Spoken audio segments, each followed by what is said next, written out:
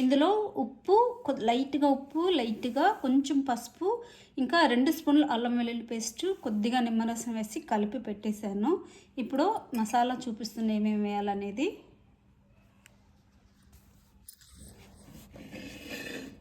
ఇప్పుడు చికెన్ని కుండలో వేసుకోవాలి. ఇప్పుడు ఇందులో ఉల్లిపాయలు ఫ్రై చేసిన ఉల్లిపాయలు, అలాగే పసుపు, ఇంకా ధనియాల పొడి, 1.5 స్పూను ధనియాల పొడి ఇంట్లో వేసినవి ఇవన్నీను, ఇంకా కాశ్మీరీ చిల్లీ పౌడర్ 1 స్పూన్. మంచి కలర్ వస్తుంది, కారం ఉండదు కానీ కలర్ వస్తుంది. అలాగే 2 స్పూన్లు కారం, జొన్నని కొంచెం ఎక్కువ వేస్తున్నాను. ఇంకా జీలకర్ర పొడి వేసుకోవాలి, 1 టీ స్పూన్ జీలకర్ర పొడి.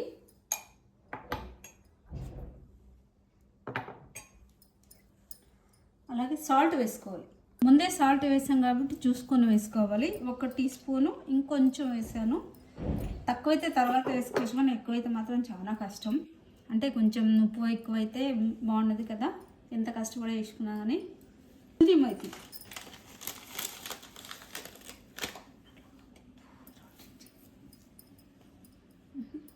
దీన్ని ఇట్లా నువ్వు కొంచెం ఇలా నమ్ముకొని వేసుకోవాలి. ఈ ఆయిల్ వచ్చేసి నేను ఉల్లిపాయలు వేయించిందేను, సరిపోతుంది. ఇప్పుడు ఇందులో కొద్దిగా కొత్తిమీర, అలాగే టమాటాలు, 2 టమాటాలు ఇలా దరదరగా కట్టిపెట్టాను. ఎక్కువ మెత్తగా పేస్ట్ చేయొద్దు.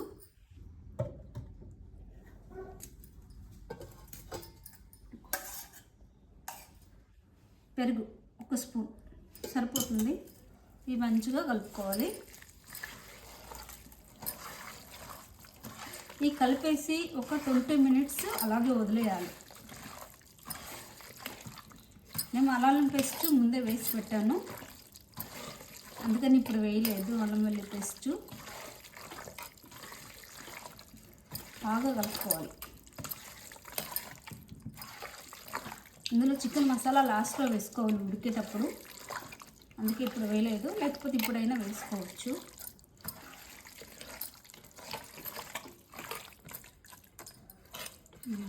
ఇప్పుడు ఇది మూత పెట్టేసి ఒక 20 నిమిషాలు అలాగే వదిలేయాలి.